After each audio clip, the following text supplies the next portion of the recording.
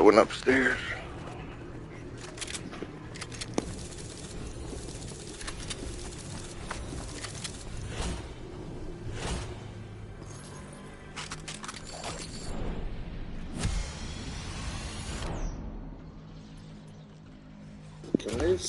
Can they fix this? I don't want to have to go back to the lobby every time. I just want to play it. If that's the case.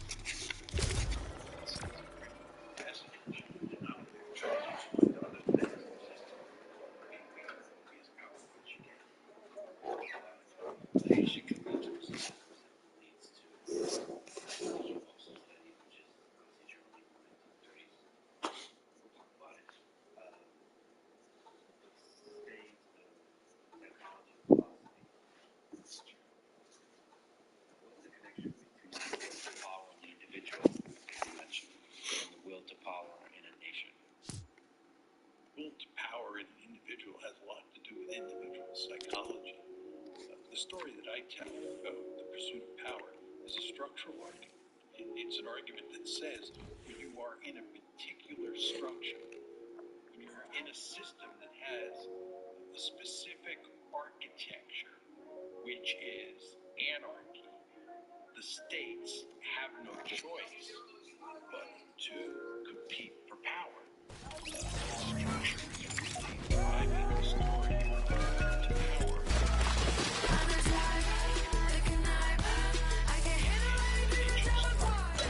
Concept comes from. So it's very important to understand that I'm not arguing that states are inherently progressive. Right? My point is that states are inherently anarchy, right? They have no choice but to behave in an aggressive fashion.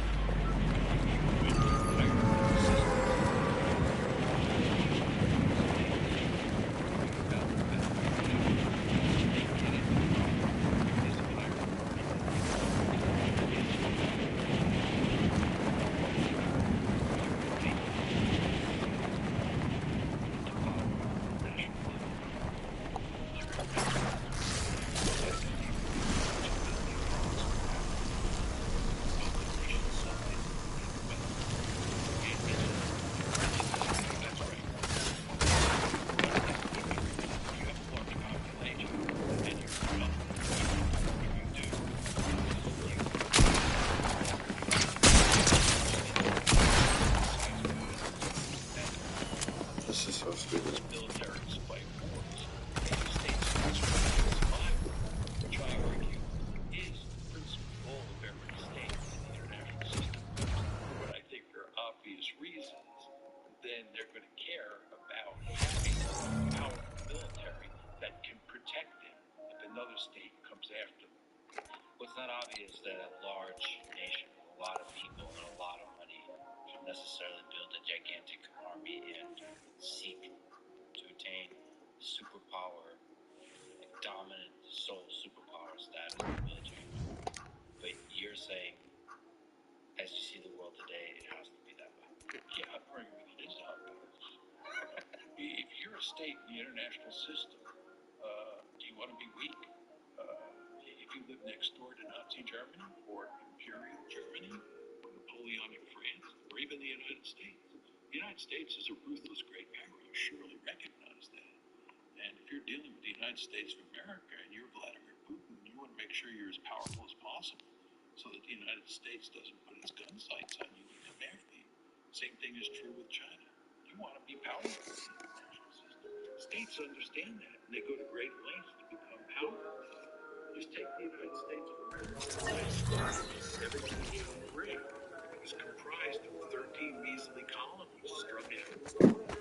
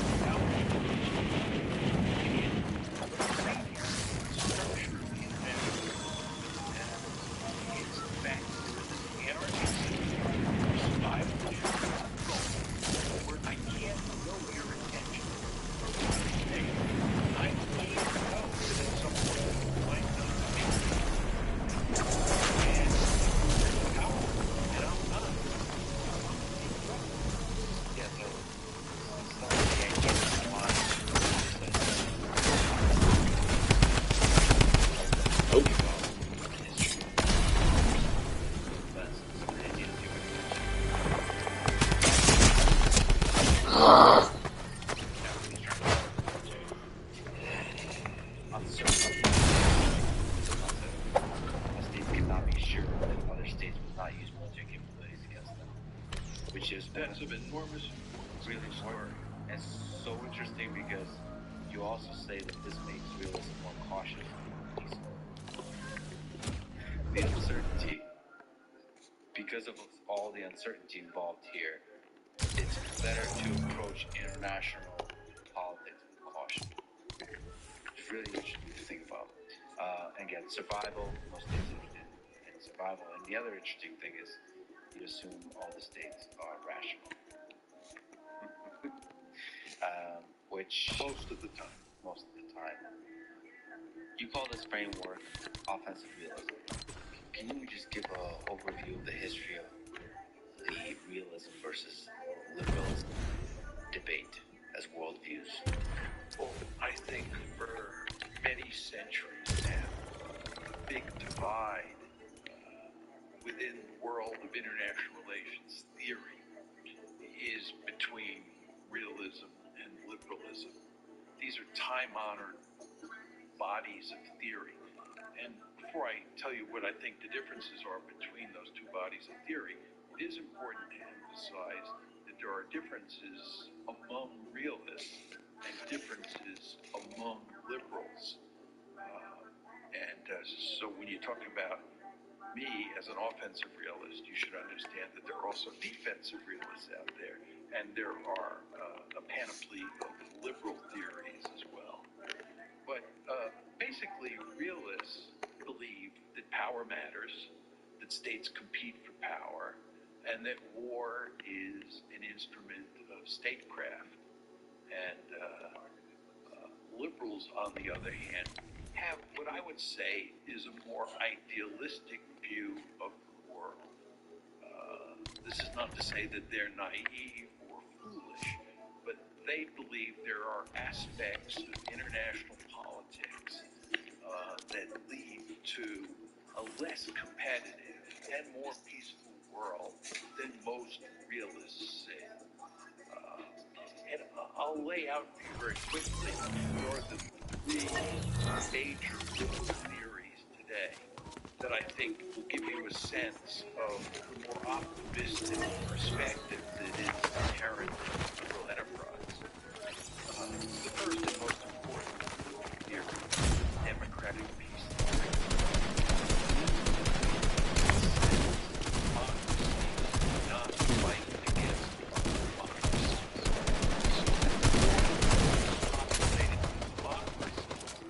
Less likely it is that you will have war.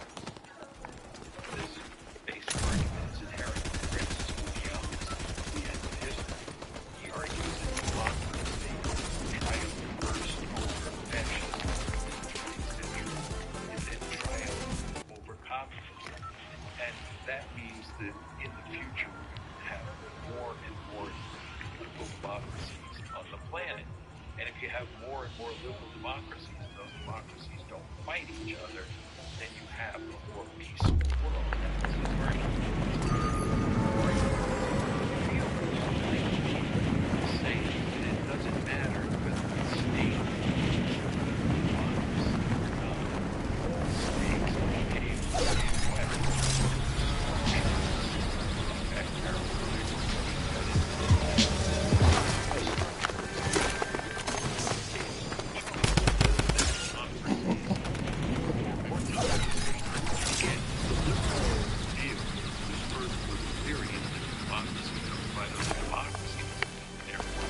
All states behave the same way. Can I just sort of try to unpack that a little bit? So, the democratic peace theory, I guess, would say democracy's leaders are elected, and the underlying assumption is most people want peace, so they will elect peacemakers. So the more democracies you have, what says that it doesn't matter if the majority of people want peace.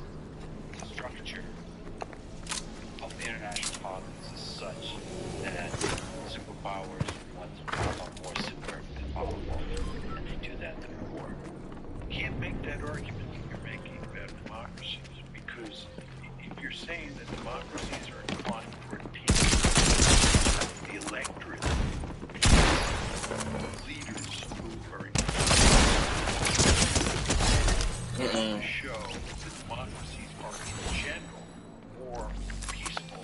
non-democracies, and you can't support that argument.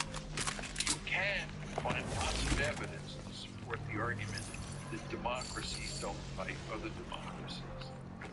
So the argument, I believe, that you have to make if you're going to support democratic peace theory, the main argument you have to make is that liberal democracies have a healthy respect for each other, and they can assess each other's intentions.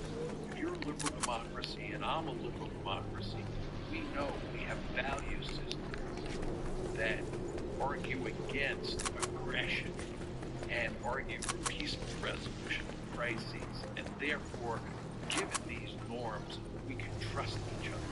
We can know each other's intentions. Remember, things like making certainty about intentions really helps drive the train. But if you're talking about two democracies, right, the argument there is that they know each other's intentions. And for you, sure, maybe democracies reduce uncertainty a little bit, but not enough to stop the train. I think that's right.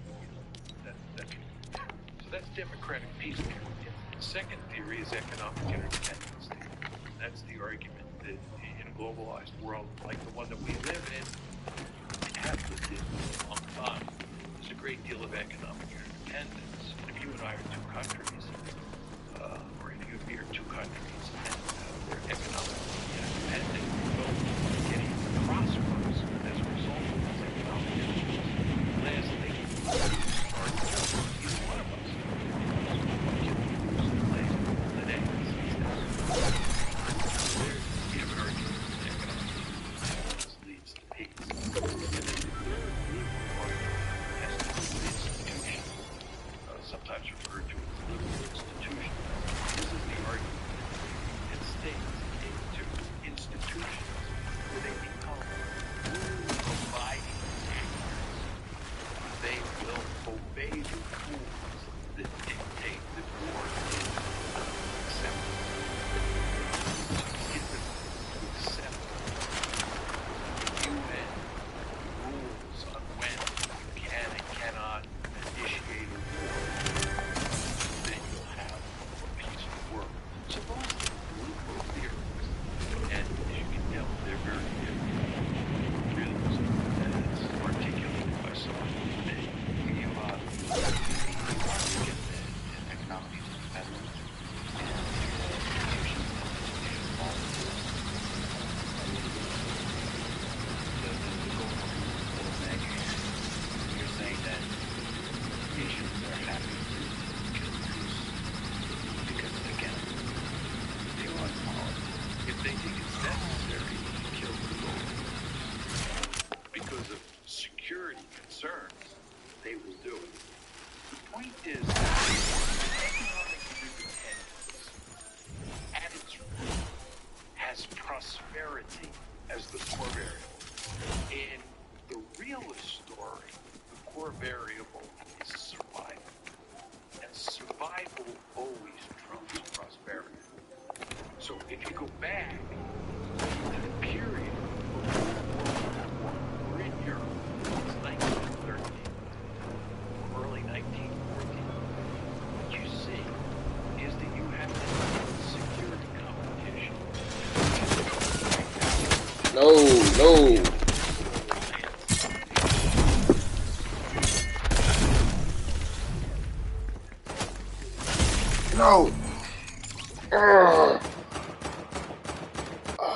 That's so annoying.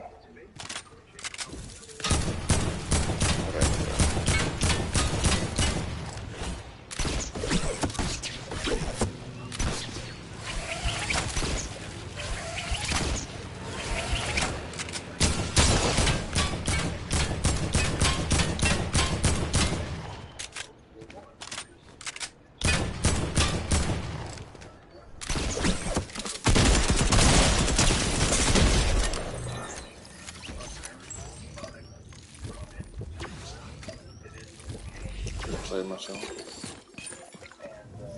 And you can speak to the different camps of realists. You said offensive and defensive. Do you draw the difference? Yeah. Let me just back up a bit on that one. you were talking about will to power before. The first big divide between realists is structural realists and human nature realists. Nice. And Hans Morgenthau, who was influenced by Nietzsche and therefore had that will to power logic embedded in his thinking about how the world works, right? He was a human nature realist, okay? I'm a structural realist, and I believe it's not human nature, it's not individuals and some will to power that drives competition and war. What drives competition and war is the structure of the system. It's anarchy. So you're not as romantic as the human nature realist. Yeah, there's just a world of difference between the two. It's just important to understand that. So within that, from the structural, that there's a subdivision also of offensive and defensive. Yes, inside the structural realist world. And you have a handful of realists who believe that the structure of the system fosters competition, for sure, security competition. But it really rules out great power war almost all the time. So it makes sense to care about the balance of power. But to focus on maintaining how much power you have. That's the defensive realism. Maintaining how much power you have. Not trying to gain more power. Part of the defensive is trying to gain more power. The system will punish you. Structure will punish you. I'm not the defensive realist. I'm an offensive realist. My argument is they look for opportunities to gain more power. And every time they see one, almost every time they see an opportunity to gain more power, the likelihood of success is high and the cost will not be great. They'll jump at that. Just to nature. How do you explain Nazi Germany? Just one of the more recent progressive expansion. How do you explain that?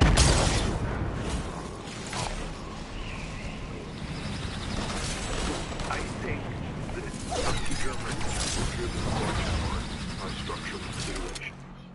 And I think if you look at Imperial Germany, which was largely responsible for starting World War I, of course Nazi Germany was responsible for starting World War II.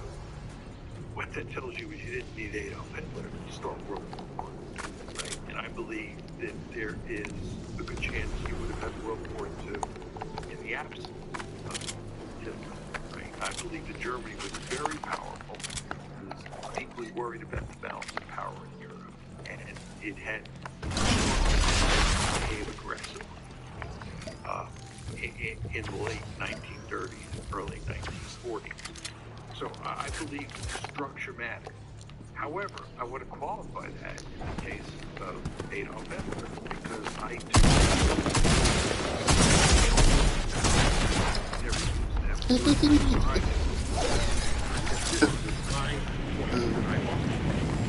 there are two leaders, or there have been two leaders. Oh, drop me down. Modern history who are congenital aggressors. And one was Napoleon, the other was Hitler. Now, if you want to call that a will to power, you can do that. I'm more comfortable referring to Hitler as a congenital aggressor and referring to Napoleon as a congenital aggressor. Although there were important differences between the two, because Hitler was probably the most murderous leader in recorded history, and Napoleon was not in that category at all. But both of them were driven by what you would call a will to power. Married to Is there some degree in the human ecology by this? Because of what happened after World War I led power than Hitler started World War II. This is really the human side. Perhaps we didn't ask the questions also mentioned the century of humiliation on China's side. So to which degree did humiliation lead to Hitler and lead to World War II? Well, the question of what led to Hitler is a very different question than the question of what led to World War II. Once Hitler was in power, I mean, after January 30th, 1933, he's in power. And then the question of what is driving how the race is there resentment over the Versailles Treaty and what happened to Germany? Yes. Did that matter? Yes. My argument is that structure was the principal factor driving the train. I'll come back for it. What I'm saying here is that there were other factors as well. Resentment being one of them, will to power, or the fact that he was a congenital aggressor in my lexicon certainly mattered as well. So I don't want to dismiss your point about resentment. So particularly the way he gained from the power might have been the key to population. I think that as a result of defeating World War I, trials and tribulations associated with time on Germany, then the conflict, Great Depression, all those factors definitely account for his coming to power. I think that one of the reasons that he was so successful. Come on, bro. Let me get down. Once he came to power, was because there was a great deal of resentment in the German foreign policy, and he played up that resentment. Surely helped him get elected too. I think, having studied this, it was even more important once he took over. I also believe that one of the principal reasons that he was so popular, and he was wildly popular in Germany, is because he was the only leader of an industrialized country, the oldest country of the Depression. And that really mattered. They made him very powerful. It's also worth noting that he was a remarkably charismatic individual. I find that hard to believe because every time I look at his speeches, it's not as good as charismatic. But I've talked to a number of people. Bro, Very charismatic. And I would bro, this little Midas gun is trash. in Germany, West Germany, in the late 1940s, after the Third Reich was destroyed in 1945, he is still remarkably popular. Stalin is still popular in many parts of the Yeah, yeah. Stalin was popular in many quarters inside Russia. And Stalin murdered more of his own people than he murdered people outside of the Soviet Union. And still to you, the ties of history turn not on individuals but on structural considerations. So Hitler may be a surface layer characteristics of how Germany started a war, but not really the reason. Well, history is a multi-dimensional phenomenon. So I hear. And we're talking about interstate relations. And realism is a theory about how states interact with each other. And there are many other dimensions to international politics. And if you're talking about someone like Adolf Hitler, right? Why did he start World War II? Is a very different question than why did he start the Holocaust?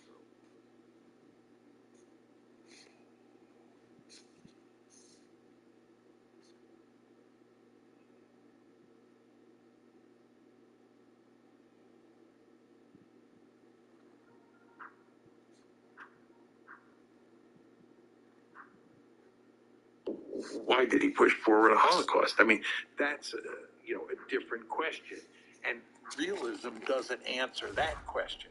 So I want to be very clear that I'm not someone who argues that realism answers every question about international politics, but it does answer what is, one of the big, if not the biggest questions that IR scholars care about, which is what causes security competition and what causes great power war. Does offensive realism answer the question why Hitler attacked the Soviet Union? Yes. Because from a military strategy perspective, there's pros and cons to that decision. Pros and cons to every decision. The question is, did he think that he could win a quick and decisive victory? And he did. I mean, as did his generals. It's very interesting. I've spent a lot of time studying German decision-making in World War II. If you look at the German decision to invade Poland on September 1st, 1939, and you look at the German decision to invade France on May 10th, 1940, and the Soviet Union on June 22nd, 1941. What you see is there was actually quite a bit of resistance to Hitler in 1938 at the time of Czechoslovakia, Munich. And there was also quite a bit of resistance in September 1939. Internally, or you mean? Internally, for sure, yeah. People had doubts. They didn't think the Wehrmacht was ready, and given the fact that World War I had just ended about 20 years before, the thought of starting another European war was not especially attractive to lots of German policymakers, including military leaders. And then came France, 1940. In the run-up to May 10th, 1940, there was huge resistance in the German army to attacking France. But that was eventually eliminated because they came up with a clever plan, the Manstein Plan. If you look at the decision to invade the Soviet Union on June 22nd, 1941, which is the only case where they failed. They succeeded in France, they succeeded in Poland, they succeeded at Munich in 1938. Soviet Union is where they failed. There's hardly any resistance at all. Right? Well, and to say that they failed the Soviet Union, I mean, my grandfather fought from the Soviet Union. There was a lot of successes early on. So there's poor military, I would say, strategic decisions along the way. But it caught Stalin off guard. Maybe you can correct me, but from my perspective, terrifyingly so, they could have been successful. Certain decisions made. Yeah, I've always had the sense they came terrifyingly close to winning. You can make the opposite argument. They were doomed. But I'm not terribly comfortable making that argument. I think the Wehrmacht by the summer of 1944 was a finely tuned instrument of war. And the Red Army was in quite terrible shape. Stalin had purged the officer corps. They had performed poorly in Finland, and there were all sorts of reasons to think that they were no match for the Wehrmacht. And if you look at what happened in the initial stages of the conflict, that proved to be the case. The Germans won a lot of significant tactical victories early on. And if you focus and went to Moscow as quickly as possible, it's, again, terrifyingly so it's going to basically topple Stalin. And one thing that's possible. Fortunately, we're not going to run the experiment again, but one could argue that had they concentrated, as the generals wanted to do, in going straight for Moscow, that they would have won. I mean, what Hitler wanted to do is he wanted to go into the Ukraine. Hitler thought that the main axis, there were three axes. The northern axis went towards Leningrad. The central axis, of course, went to Moscow. The southern axis, Army Group South, headed towards Ukraine and even to the Caucasus. And Hitler believed that that should have been the main axis. And in fact, in 1942, the Soviets, the Germans go back on the offensive in Operation Blue. And the main axis in 42 is deep into the Ukraine and the Caucasus. And that fails.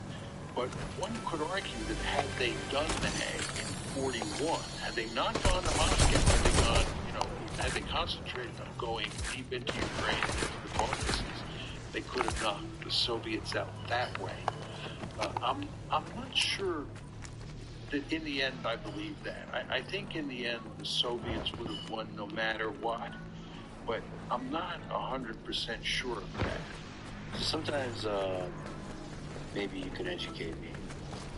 But sometimes, they say Napoleon defeated in Russia. I think not often enough people tell the story of the soldiers, of the motivation, how hard they fight. So it turns out that the Ukrainians and Russians are not easy to conquer. They're the kinds of people that don't roll over and fight bravely. There seems to be a difference in certain peoples in how they see war, how they approach war, how proud they are to fight for their country, to die for their country. I know Stalingrad tells at least the story of extremely fighting on the Soviet side. That is a component of war too. It's not just structural. It's not just military strategy. It's also the human.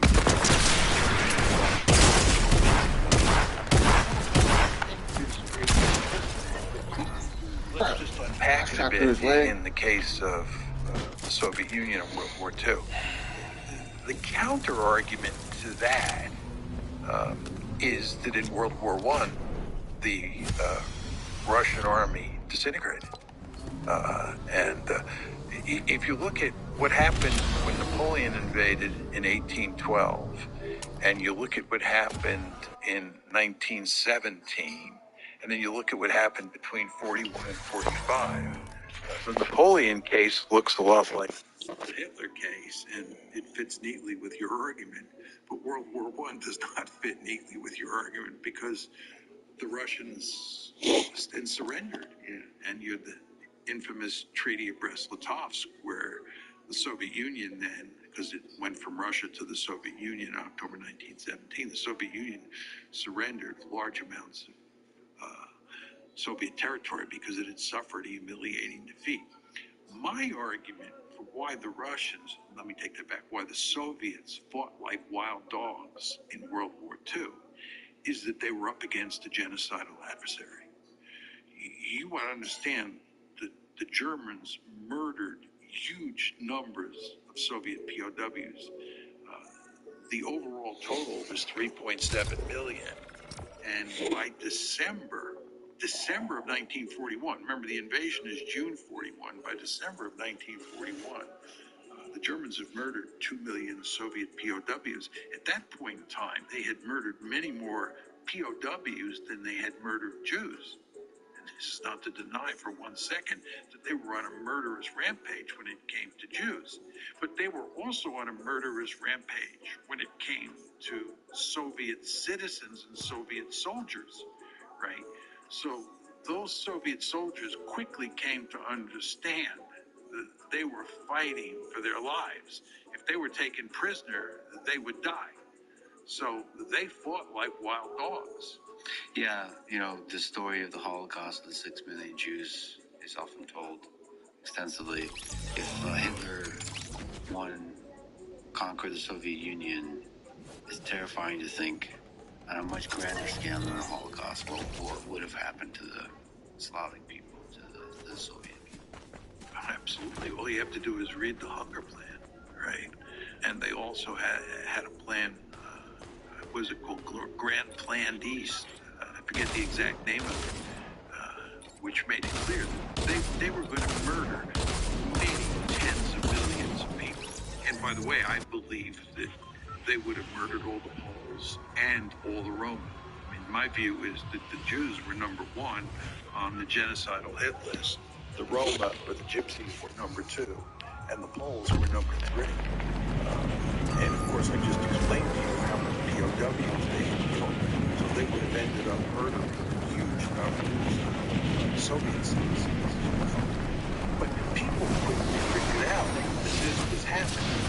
That's my point to you. And that gave them, needless to say, very powerful incentives to fight hard against the Germans and to make sure that they did not win. To fast forward in time, but not in space. Let me ask you about why did Russia invade Ukraine in 2022? What are some of the explanations given, and which do you find more? Well, clearly the conventional wisdom is that Putin is principally responsible. Putin is an imperialist. He's an expansionist. Yeah, and the idea is that he creating a greater Russia, and even more so, Eastern Europe, if not all of Europe. And that Ukraine was the first stop on the train line. And what he wanted to do was to conquer all of Ukraine, incorporate it into a greater Russia, and then he would move on and conquer other countries. This is the conventional wisdom. My view is there is no evidence, let me emphasize, zero evidence to support that argument. Which part that the imperialist part, the sense that he sought to conquer all of Ukraine and move on and conquer? There's no evidence he was interested in conquering all of Ukraine. There's no evidence beforehand that he was interested in conquering any of Ukraine. And there's no way that an army that had 190,000 troops at the most, right, could have conquered all of Ukraine. Just impossible. As I like to emphasize, when the Germans went into Poland in 1939, and the Germans, you want to remember, were only intent on conquering the western half of Poland because the Soviets came in later that month. We're going to conquer the eastern half of Poland. So the western half of Poland hide my way was much to smaller than Ukraine. And the Germans went in with 1.5 million troops. If Vladimir Putin were bent on conquering all of Ukraine, he would have needed at least 2 million troops. I would argue he'd need 3 million troops, because not only do you need to conquer the country, you then have to occupy it.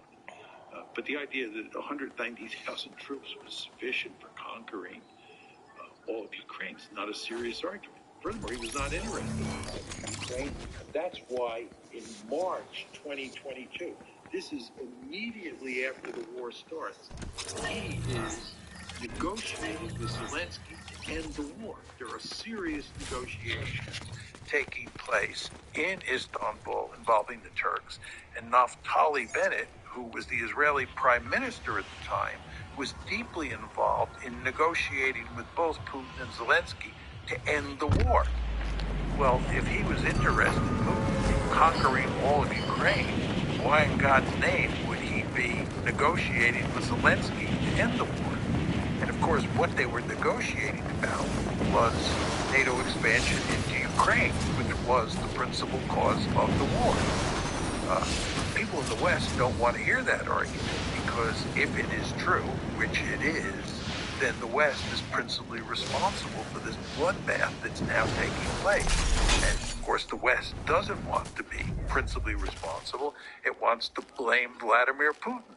So we've invented this story out of whole cloth that he is an aggressor, that he's the second coming of Adolf Hitler, and that what he did in Ukraine was try to conquer all of it. And he failed, but with a little bit of luck, he probably would have conquered all of it, and he'd now be in the Baltic states, and eventually end up dominating all of Eastern Europe. As I said, I think there's no evidence to support this. So maybe there's a lot of things to ask there. Maybe just to link on NATO expansion. What is NATO expansion? What is the threat of NATO expansion? Why is this such a concern for Russia? NATO was a mortal enemy of the Soviet Union during the Cold War. It's a military alliance which has at its heart the United States of America, which is the most powerful state on the planet. it is perfectly understandable that Russia is not going to want that military alliance on its doorstep. Here in the United States, we have, as you well know, what's called the Monroe Doctrine. And that basically says no great powers from Europe or Asia are allowed to come into our neighborhood and form a military alliance with anybody in this neighborhood. When I was young, there was this thing called the Cuban Missile Crisis. The Soviets had the audacity to put nuclear-armed missiles in Cuba. We told them in no uncertain terms that that was not acceptable and that those missiles had to be removed. This is our backyard, and we do not tolerate distant great powers coming into our neighborhood. Well, what's good for the goose is good for the gander. And if we don't like great powers coming into our neighborhood, it's hardly surprising that the Russians did not want NATO on their doorstep. They made that manifestly clear when the Cold War ended, and they exacted a promise from us that we would not expand NATO.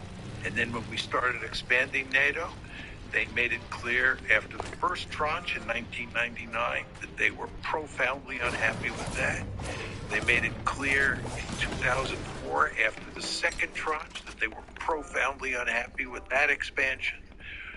And then in April 2008, when NATO announced that Ukraine and Georgia would become part of NATO, they made it unequivocally clear, not just Putin, that that was not going to happen. They were drawing a red line in the sand.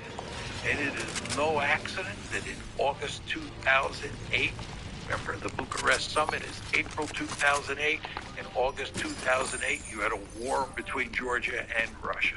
And that involved, at its core, NATO expansion. So the Americans and their allies should have understood by at least August 2008 that continuing to push to bring Ukraine into NATO was going to lead to disaster. And I would note that there were all sorts of people in the 1990s, like George Kennan, William Perry, who was Bill Clinton's Secretary of Defense, Chairman of the Joint Chiefs of Staff, Paul Nitze, and so forth and so on, who argued that NATO expansion would end up producing a disaster, which it has. I would note that at the famous April 2008 Bucharest summit, where NATO said that Ukraine would be brought into the alliance, Angela Merkel and Nicolas Sarkozy, the German and French leaders respectively, opposed that decision. Angela Merkel later said that the reason she opposed it was because she understood that Putin interpreted it as a declaration of war. Just think about that. Merkel is telling you that she opposed NATO expansion into Ukraine because she understood correctly that Putin would see it as a declaration of war. What did the United States and its friends in Europe do? They continued to push and push because we thought that we could push NATO expansion down their throat after 2008, the same way we did in 1999 and 2004. But we were wrong, and it all blew up in our face in 2014. And when it blew up in our face in 2014, what did we do? Did we back off and say, well, maybe the Russians have some legitimate security interests? No, that's not the way we operate. We continue to double down. And the end result is that in 2022, you got a war. And as I've argued for a long time now, we, the West, are principally responsible for that, not Vladimir Putin. So the expansion of NATO is primarily responsible. Yeah, to put it in more general terms, what we were trying to do was turn Ukraine into a Western bulwark on Russia's border. And it really wasn't NATO expansion alone. NATO expansion was the most important element of our strategy. But the strategy had two other dimensions. One was EU expansion, and the third was the color revolution. We were trying to force an orange revolution in Ukraine, and the basic goal there was to turn Ukraine into a pro-Western liberal democracy.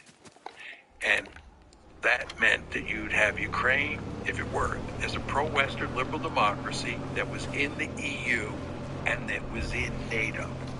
This was our goal. And the Russians made it unequivocally clear Ukraine was not going to become a Western bulwark on their border. And most importantly, they made it clear that Ukraine in NATO was unacceptable. Can we talk about the mind of Vladimir Putin? You've mentioned that this idea that he has aspirations for imperialist conquest, that he dreams of empire, is not grounded in reality. He wrote an essay in 2021 about one people. Do you think there is some degree to which he still dreams of the former Soviet Union reuniting? No. He's made it clear that anybody with a triple-digit IQ understands that it's nuts to think about recreating the Soviet Union. He thinks it's a tragedy that the Soviet Union fell apart. But as he made clear in that essay, the July 12th, 2021 essay, and as he made clear in speeches before, immediately before he invaded Ukraine, he accepted the breakup of the Soviet Union, and he accepted the status quo in Europe, save for the fact he did not accept the idea that Ukraine would become part of NATO. He's been in power for over 2 decades. Is there a degree that power can affect a leader's ability to see the world clearly? As they say, corrupt. Do you think power has corrupted Vladimir Putin to a degree? It's very hard for me to answer that question because I don't know him and I've not studied him carefully in terms of his overall performance over the course of, the 23 years that he's been in power. I've studied him as a strategist, and I've studied how he, deals with the West, and, deals with the international system more generally, since 2014. And I think he is a first-class strategist. This is not to say he doesn't make mistakes, and he admits he's made some mistakes. But I think that the West is dealing with a formidable adversary here.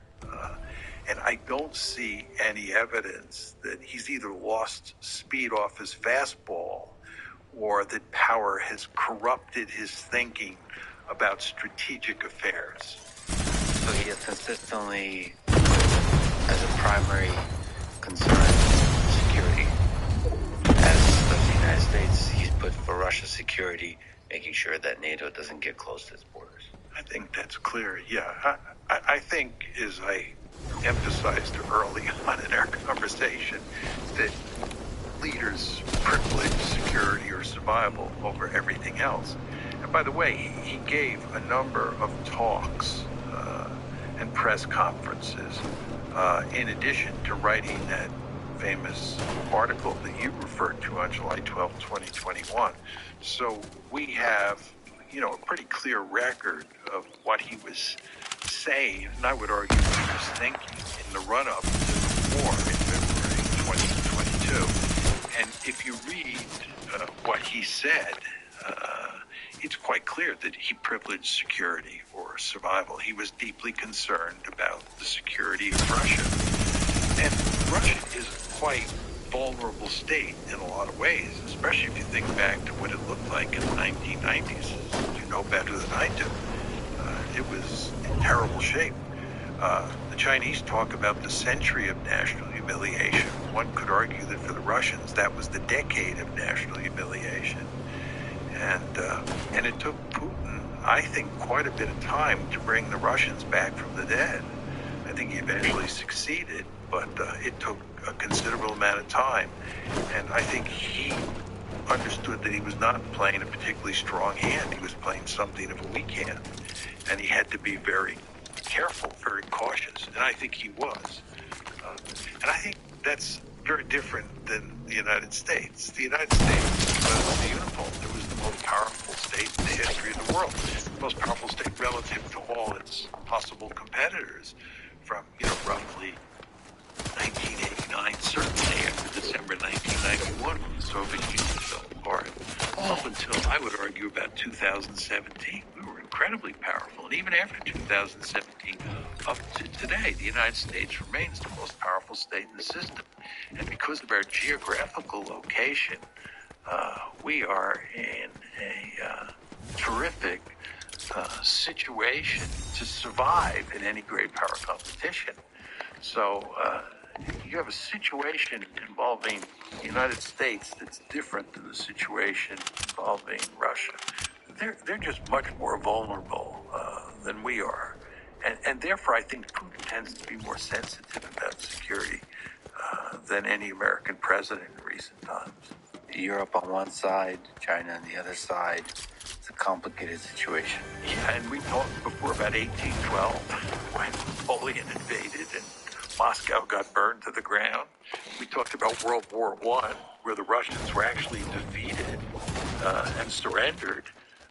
And then we talked about 1941 to 1945, where although thankfully the Soviets prevailed, it was a close call, and I mean the casualties, the destruction that the Soviet Union had inflicted on it by the Germans is just almost hard to believe.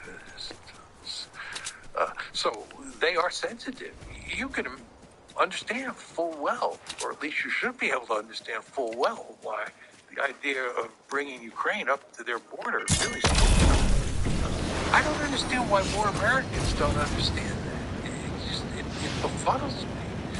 I think it has to do with the fact that Americans are not very good at putting themselves in the shoes of other countries. If you're going to be a first-class strategist in international politics, you have to be able to do that. You have to put yourself in the shoes of the other side and think about how they think, so you don't make foolish mistakes. And as a starting point, Americans tend to see themselves as the good guys and a set of others as the bad guys, and you have to be able to empathize that Russians think of themselves as the good guys, the Chinese think of themselves as the good guys, and just be able to empathize. If they are the good guys, it's like that funny skit, are we the baddies? Consider that the United States could be the bad guys. Like, first of all, the world, the bad guys in China. What does that world look like? Be able to just exist with that thought, because that is what the Chinese leadership and many Chinese citizens, if not now, maybe in the future, will believe. You have to do the calculation, the simulation forward from that. Same with Russia, same with other nations. Yeah, I agree with you 100%. I always think of Stanford, who was the American ambassador to Russia, I think between 2012 and 2014. And he told me that he told Putin that he didn't have to worry about NATO expansion because the United States was a benign hegemon. And I have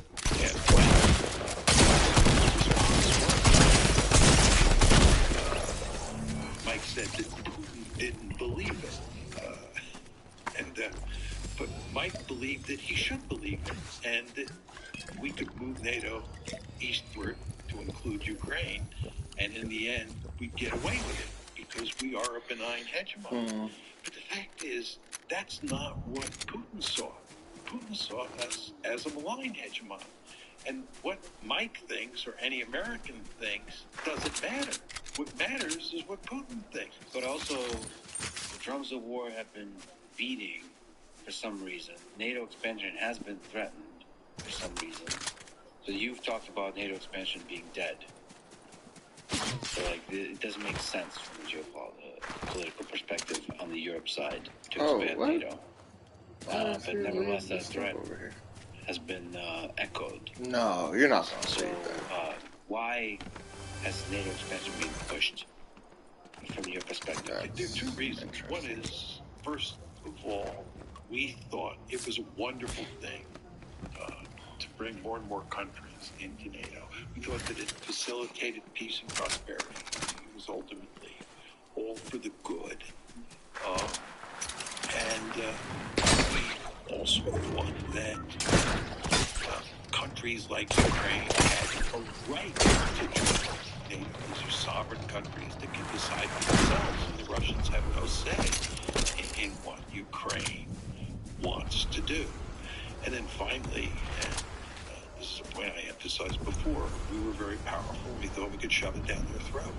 So it's a combination of those factors that led us to pursue what I think was ultimately a foolish policy. We've talked about how wars get started. How do you hope the war in Ukraine ends? What are the ways to end this war? What are the ways to achieve peace there? To end the... Bro, you can't see nothing. What are you doing? I would say senseless death. You know somebody's behind you. Why not? Men, as always happens in war. I'm sad to say I don't have a good answer to that. Bro. I don't think there's any real prospect of a meaningful peace agreement. I think it's almost impossible. I think the best you can hope for at this point is at some point the shooting stops, the ceasefire, and then even frozen conflict. And that frozen conflict will not be highly stable. And the Ukrainians in the West will do everything they can to weaken Russia's position. And Russians will go to great lengths to not only damage that dysfunctional rump state that Ukraine becomes, but the Russians will go to great lengths to sow dissension within the alliance, and that includes in terms of transatlantic relations. So you'll have this continuing security competition between Russia on one side and Ukraine in the West on the other, even when you get a frozen peace. We get frozen conflict, and the potential for escalation there will be great. So I think this is a disaster. That's a very realist perspective. Let me ask you sort of the human side of it.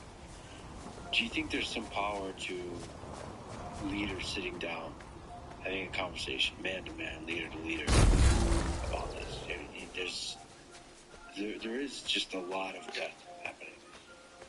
It seems that from an economic perspective, from a historical perspective, from a human perspective, both nations are losing.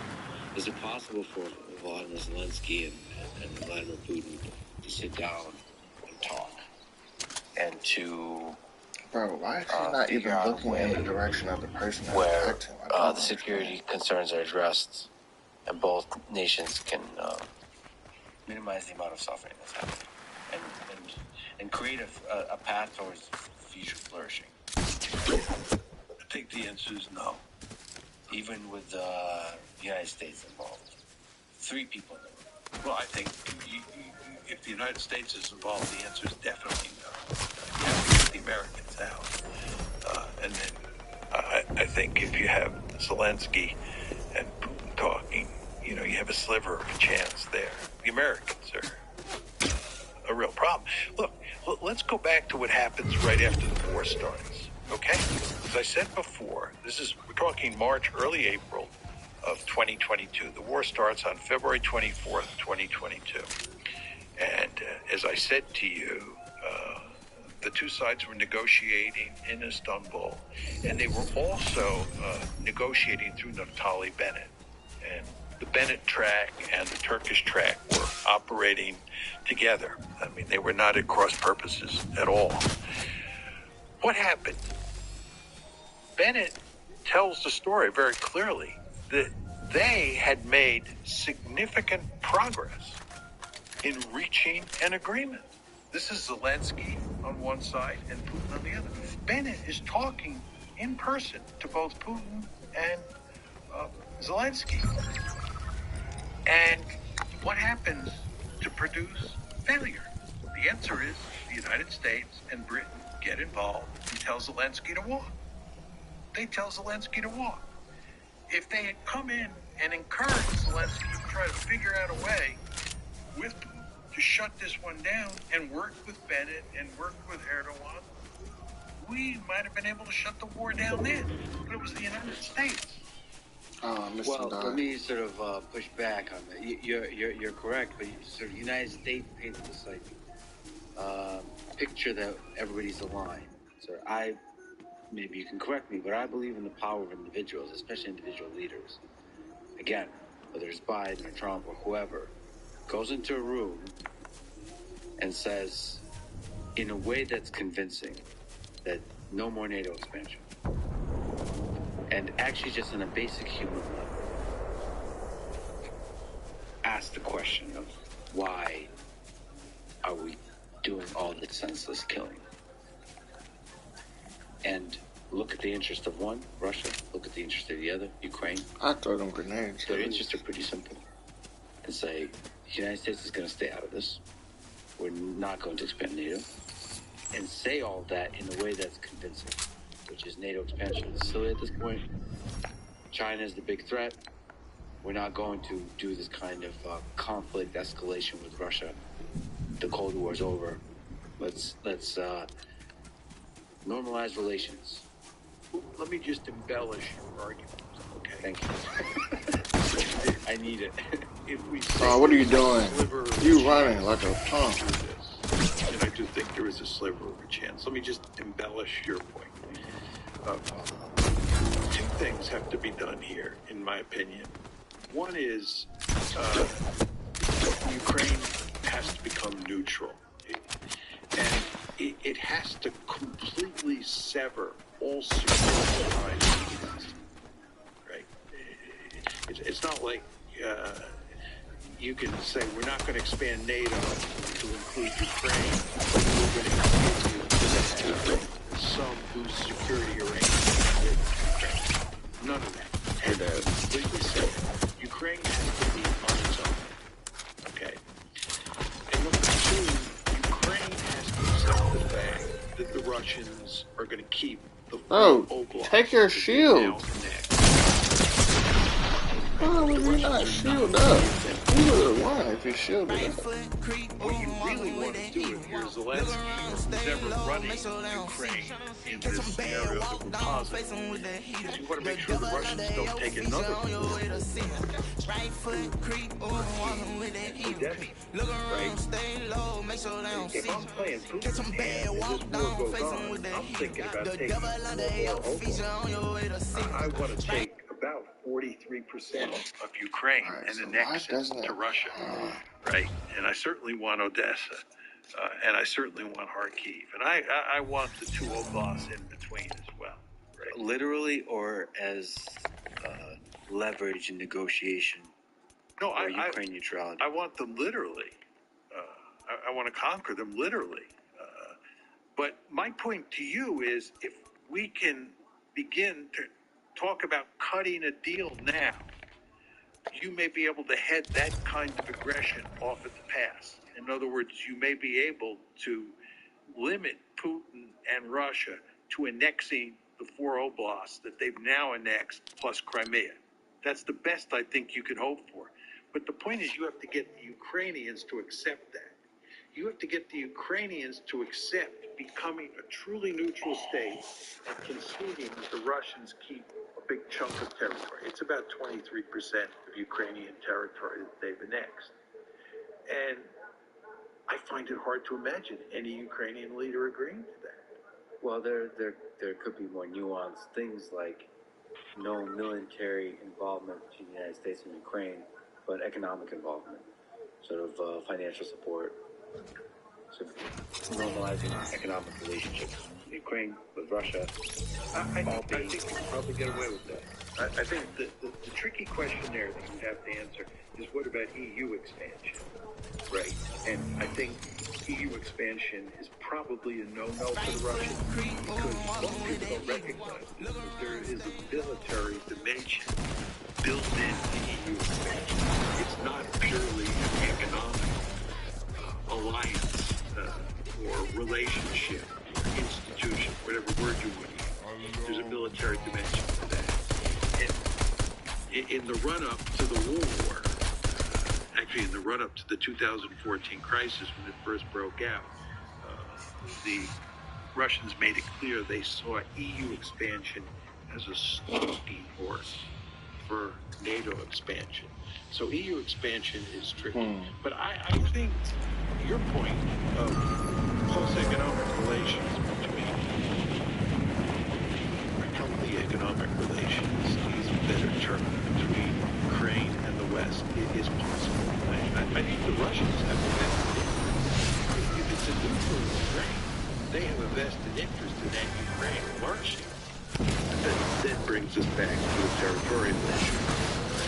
Well, so do you believe it's possible for individual human relations to counteract the structural forces that you talk about? So meaning the leaders being able to pick up the phone and make agreements that are good for humanity as a whole and for their individual nations. I think leadership matters here.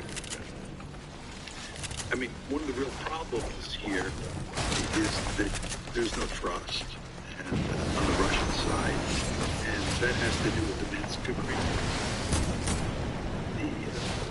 The Minsk agreements, which were designed to shut down the civil war in eastern Ukraine and the Donbass, really mattered to the Russians. There were 4 players involved.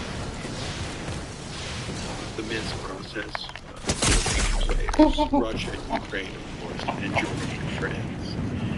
And I believe the Russians took the Minsk Accords seriously. I believe Putin took them very seriously. He wanted to shut down that conflict.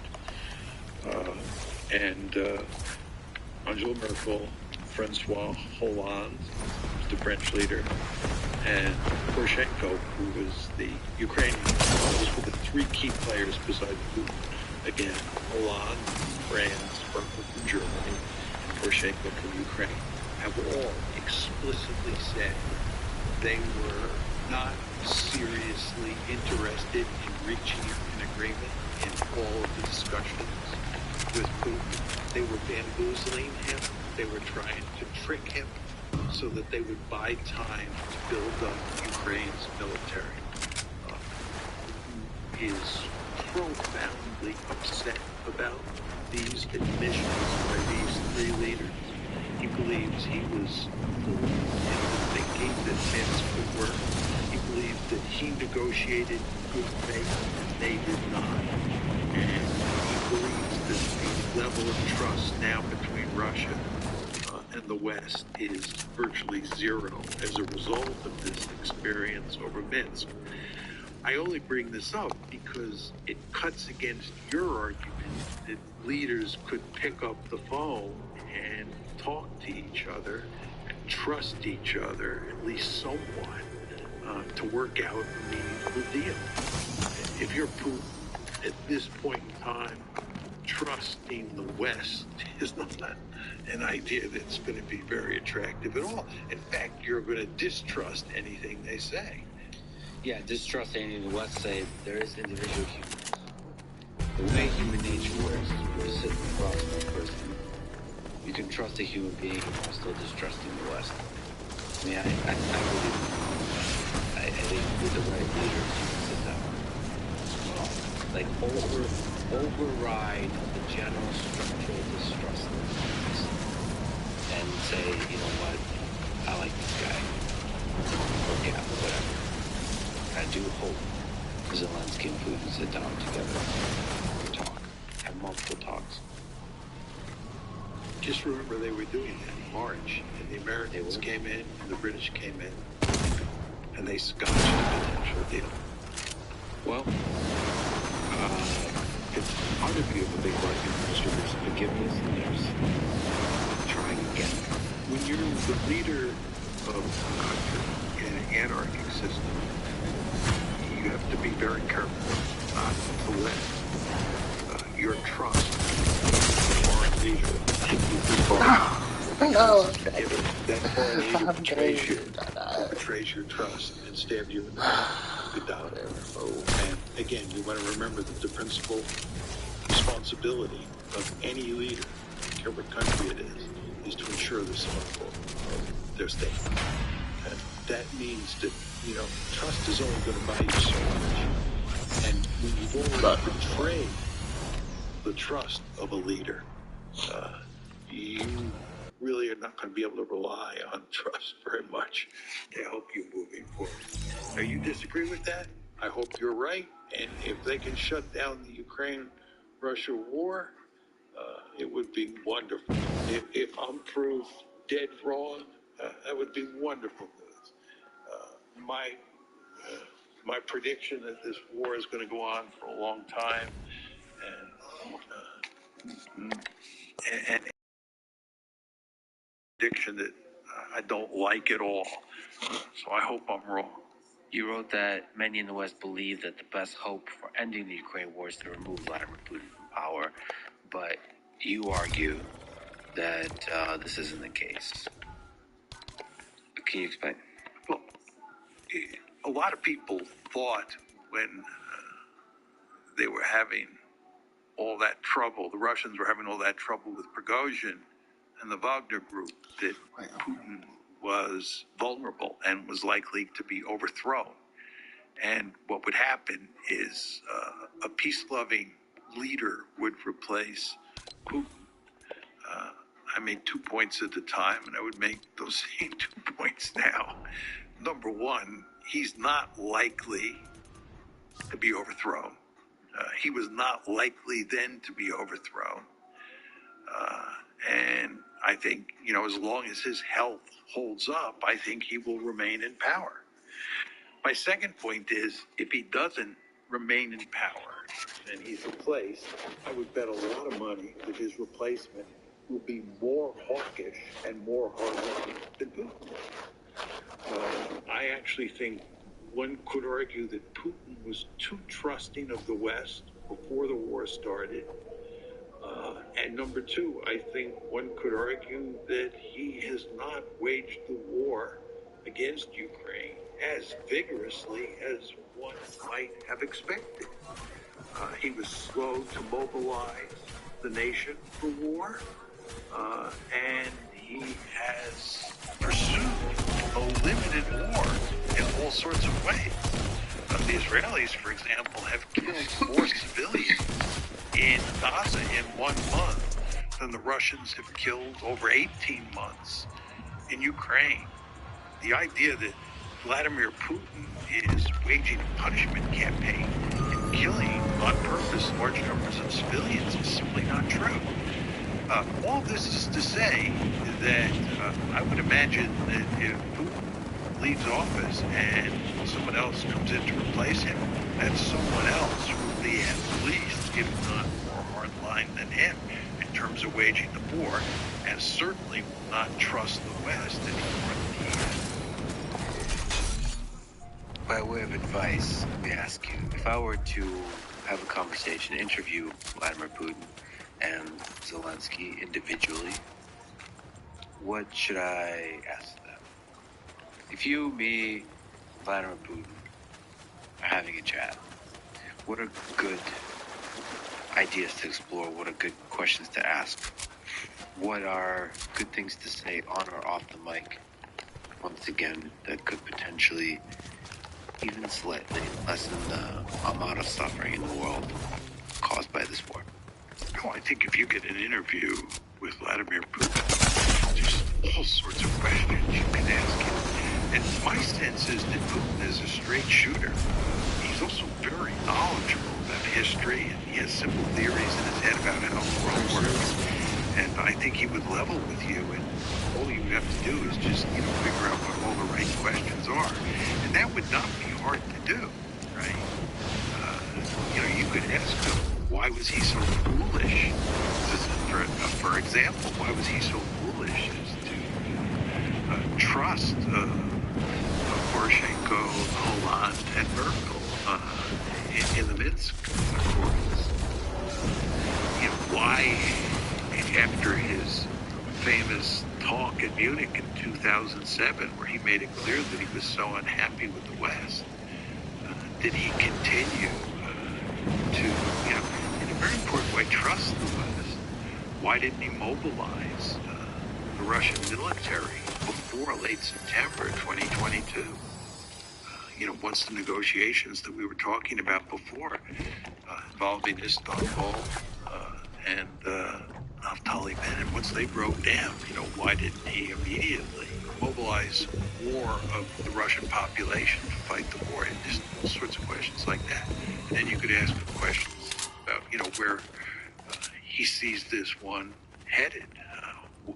What's the best strategy for Russia if the Ukrainians will not agree to neutrality, right? People like John Mearsheimer say you'll probably take close to half of Ukraine. Is that true? Does it make sense to take Odessa? And John Mearsheimer also has questions about China. Your future relationships with China. Yeah, one really important question that I would answer is if the United States had basically not driven you into the arms of the Chinese, if there had been no war over Ukraine, and the United States had, and its European allies had gone to considerable lengths to create some sort of security architecture in Europe that resulted in you, Vladimir Putin, having good relations with Ukraine, what would your relations with China be? How would you think about that? So there are just plenty of questions you could ask him. Well, hope burns eternal in my heart, I think probably in Putin's heart and Zelensky's heart, I hope. Because hope is the leap of trust that we've talked about, I think is necessary for de-escalation and peace. Well, you realize I have, from the beginning, argued for different policies that were all designed to prevent this war from ever happening. I don't know if you know this, but in 1993, I argued that Ukraine should keep its nuclear weapons. I was probably the only person in the West who made that argument. And my argument in 1993, this was in Foreign Affairs, was that there may come the day when Russia thinks about invading Ukraine. Should that day, it would be very helpful. Bro, please be serious. So military might Be is serious. essential for maintaining a balance of power and peace. If you're interested in deterring an adversary, if I'm worried about you coming after me, the best way to deter you is to have military might. And if you're Russia and I'm Ukraine, I'm far weaker than you. I got one more round. And having a nuclear deterrent would be very effective at convincing you not to attack me. Because if you attack me, you're threatening my survival. And that's the one circumstance where it is likely that I would use nuclear weapons to defend myself. And given the consequences of nuclear use, you would be reluctant in the extreme to attack me. So that's why I argued in 93 that if Ukraine kept its nuclear weapons, that made war down the road much less likely. I believe I was correct. And in fact, Bill Clinton, who played the key role in forcing Ukraine to give up its nuclear weapons, now says, he has said it publicly, you can find it on YouTube, that he made a mistake doing that. Furthermore, I argued in 2014 that it made eminently good sense not to continue to push to bring Ukraine into NATO, because the end result is that Ukraine would be destroyed, and Ukraine is being destroyed. So I was deeply interested at the time in making sure that that didn't happen for the good of the Ukrainians, not to mention because stability in Europe is a net positive for almost everybody involved. But people did not listen to me then either. How do nuclear weapons change the calculus of offensive realism? Because of mutually assured destruction. It's not just military might, it's just so destructive that you basically can't use nuclear weapons unless you want complete destruction. There's no question that the presence of nuclear weapons makes it much less likely, choose to remember it's carefully here, much less likely that a great power would aggress against another great power. It doesn't take that possibility off the table, but it makes it much less likely because of the reasons that you articulated. But With regard to nuclear use,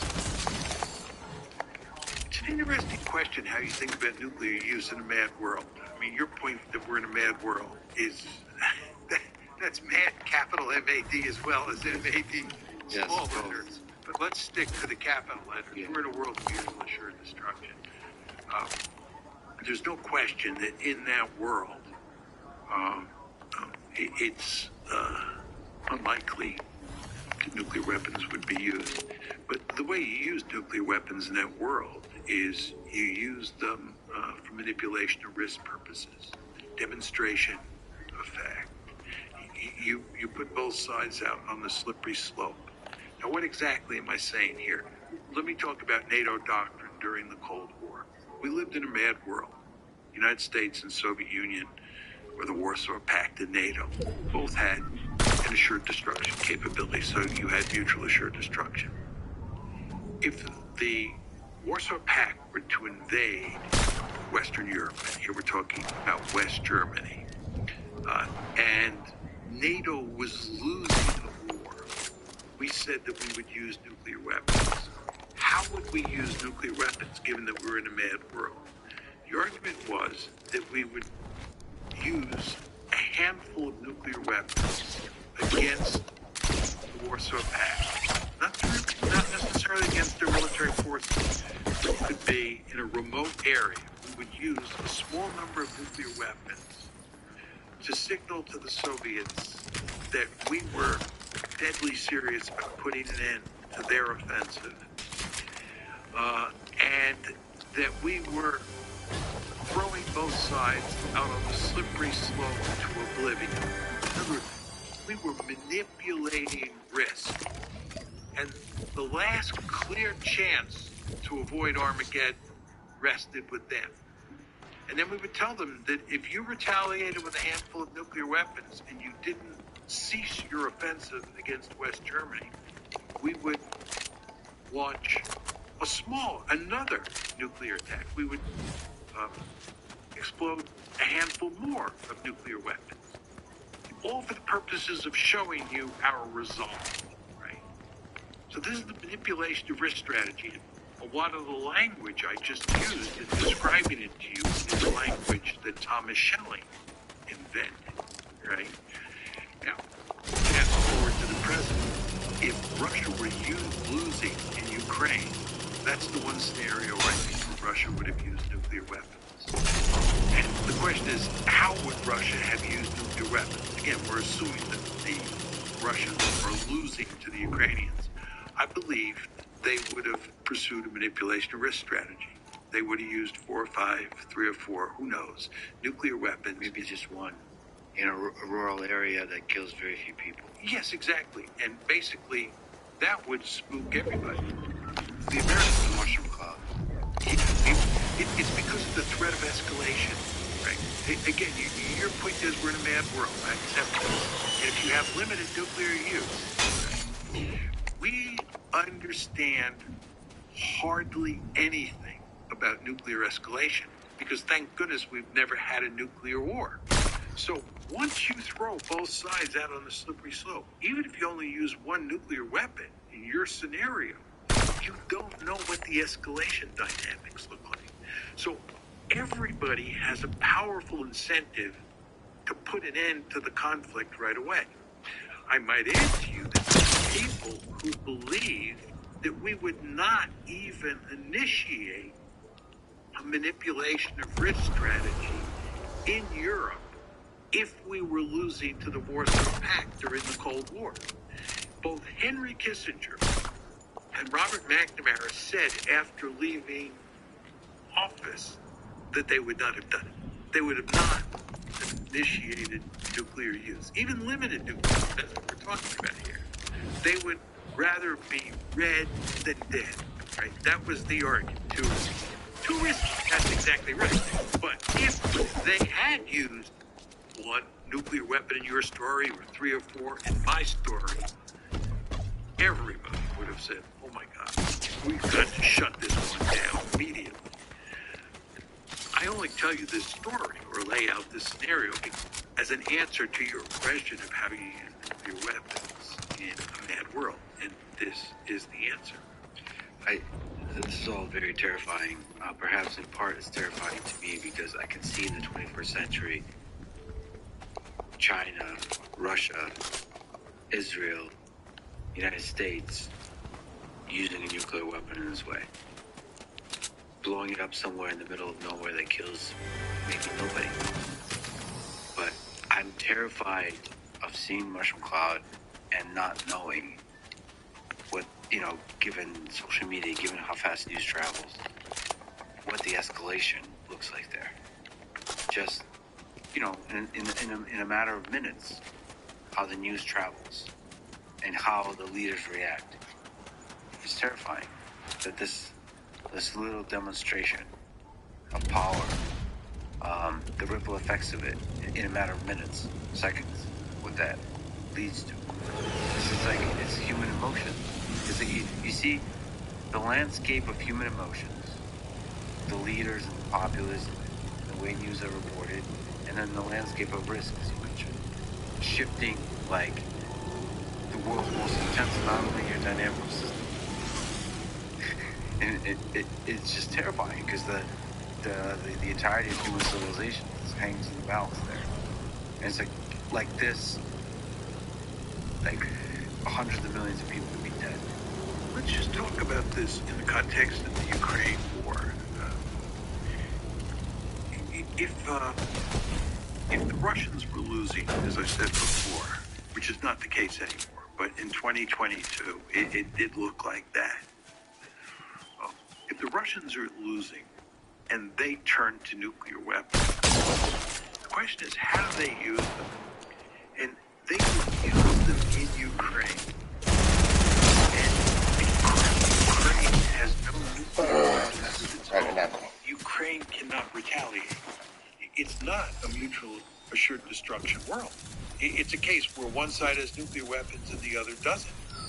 That means that the Russians are likely to think that they can get away with using nuclear weapons in ways that would not be the case if they were attacking NATO.